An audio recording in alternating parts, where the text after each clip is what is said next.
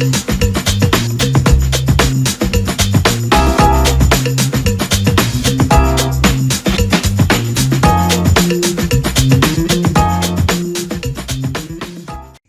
selamat pagi.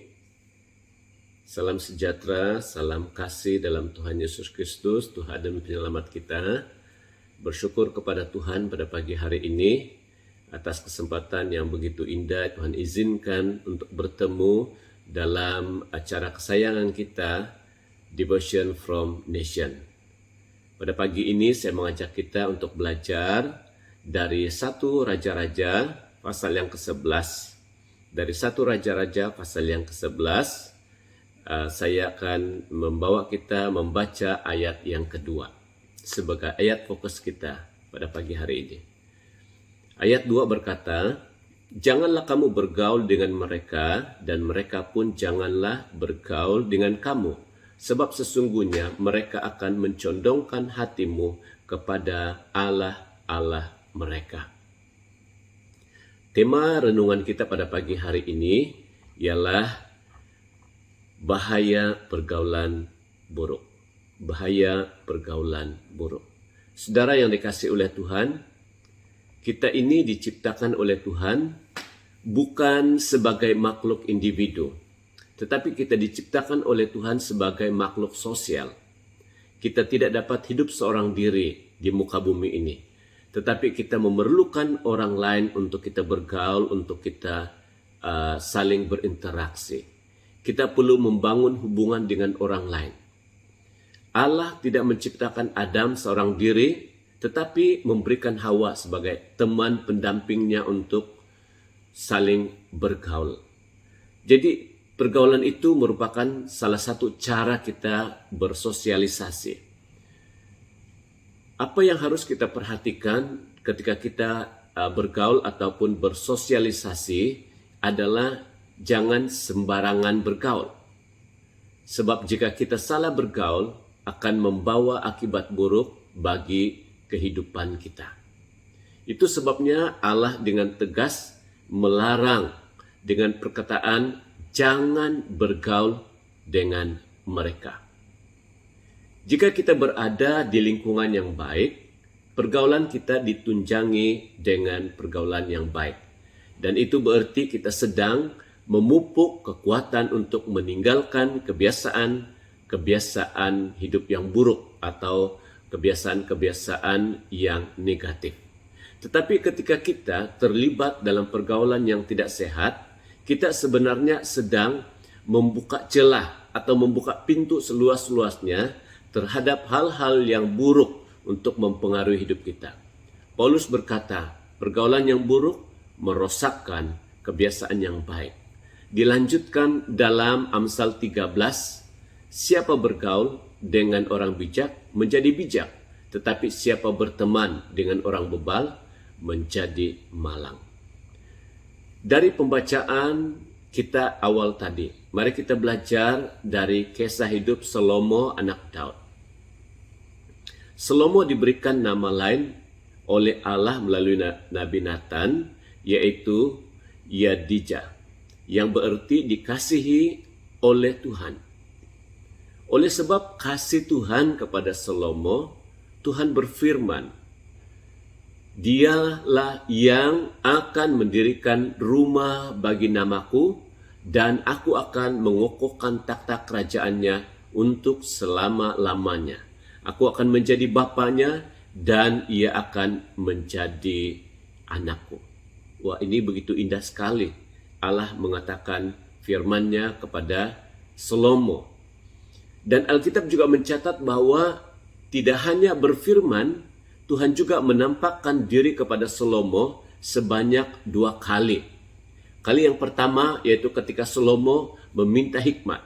Dan kali yang kedua Tuhan menampakkan diri kepadanya ketika Salomo mendirikan bait suci.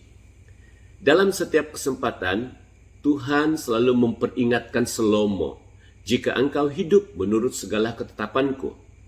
Artinya janji Tuhan pasti digenapi.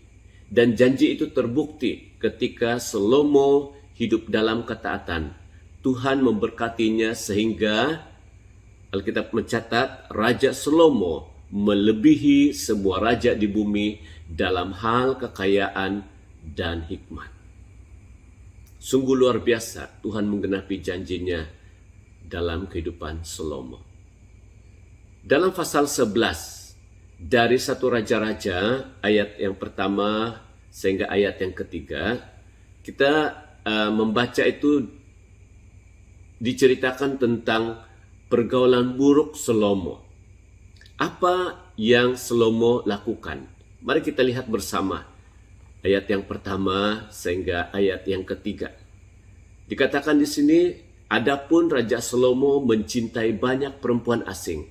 Di samping anak Firaun, ia mencintai perempuan-perempuan Moab, Ammon, Edom, Sidon, dan Het. Padahal tentang bangsa-bangsa itu Tuhan telah berfirman kepada orang Israel, janganlah kamu bergaul dengan mereka, dan mereka pun janganlah bergaul dengan kamu, sebab sesungguhnya mereka akan mencondongkan hatimu kepada Allah-Allah mereka. Hati Salomo telah terpaut kepada mereka dengan cinta. Ayat yang ketiga, ia mempunyai 700 istri dari kaum bangsawan dan 300 gundik. Istri-istrinya itu menarik hatinya daripada Tuhan. Saudara dan saudari yang dikasihi oleh Tuhan, pada umumnya jatuhnya kehormatan manusia ataupun seseorang itu tidak jauh daripada peristiwa klasik yang meliputi 3 hal ataupun 3 perkara. Yang pertama yaitu harta. Yang kedua ialah kedudukan ataupun posisi. Dan yang ketiga adalah wanita. Ini adalah terjadi dan dialami oleh Salomo sendiri. Karena kedudukannya sebagai raja dengan harta yang berlimpah, maka kesempatan bagi Salomo untuk memuaskan segala keinginannya semakin terbuka lebar. Pada waktu Salomo mulai membangun hubungan dan mencintai banyak perempuan bangsa Kanaan dan terlibat dalam pergaulan yang buruk. Pasal 11 ayat 3 berkata, padahal firman Tuhan sudah sangat jelas memperingatkan agar ia tidak bergaul dengan mereka. Tetapi Salomo tidak menghiraukan peringatan Tuhan tersebut. Sehingga benteng pertahanan iman Salomo menjadi runtuh dan ia pun gagal mempertahankan kemurnian hatinya. Dalam ayat yang keempat dilanjutkan dengan akibat daripada ketidaktaatan Salomo akan firman Tuhan. Sehingga ia tidak dengan sepenuh hati berpaut kepada Tuhan Allahnya seperti Daud ayahnya. Itu ayat yang keempat.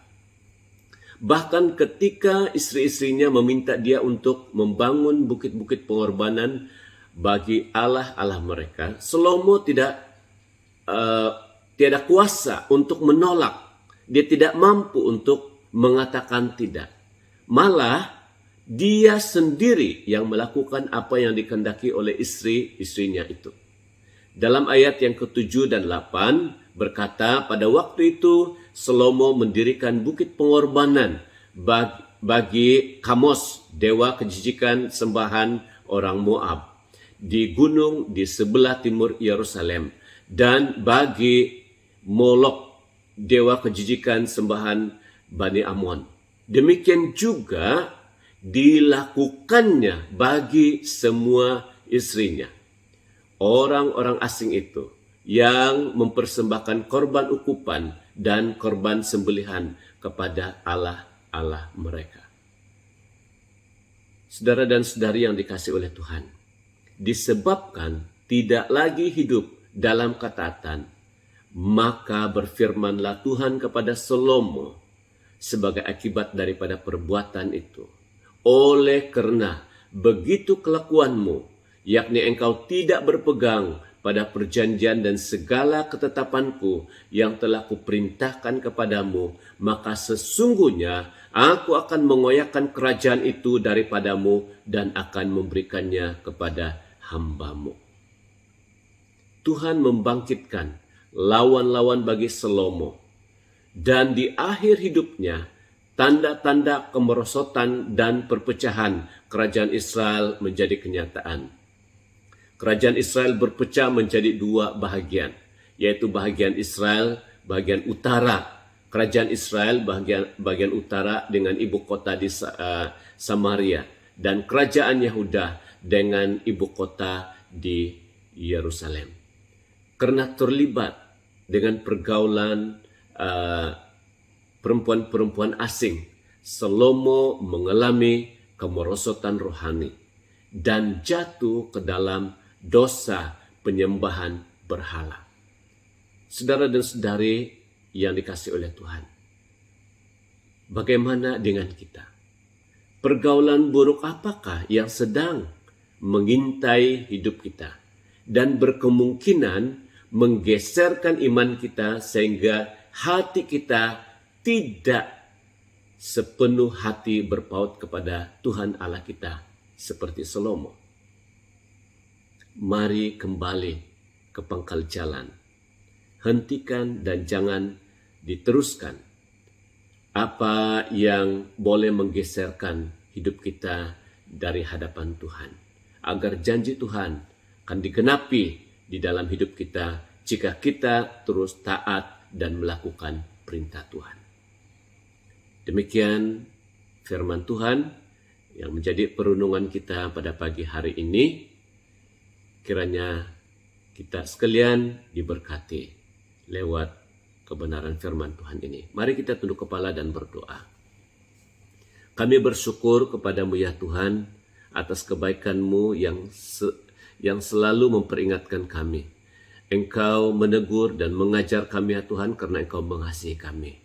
Tuhan, terima kasih Tuhan untuk firman-Mu yang sudah menjadi pelajaran yang sangat bermanfaat untuk kami.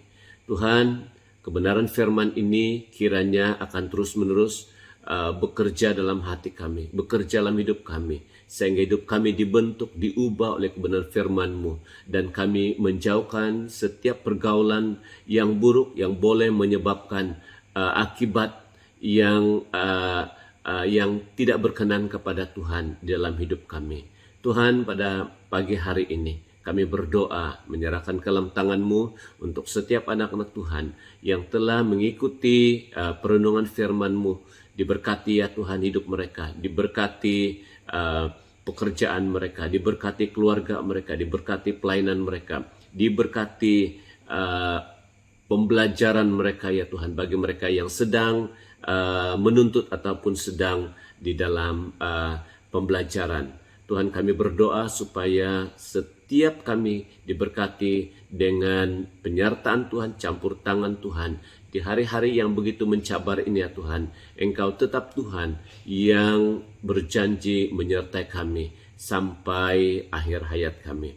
Terpujilah nama-Mu ya Tuhan. Terima kasih untuk kesempatan ini. Kami kembalikan segala ucapan syukur kami hanya dalam nama Yesus Kristus Tuhan dan Juru Selamat kami.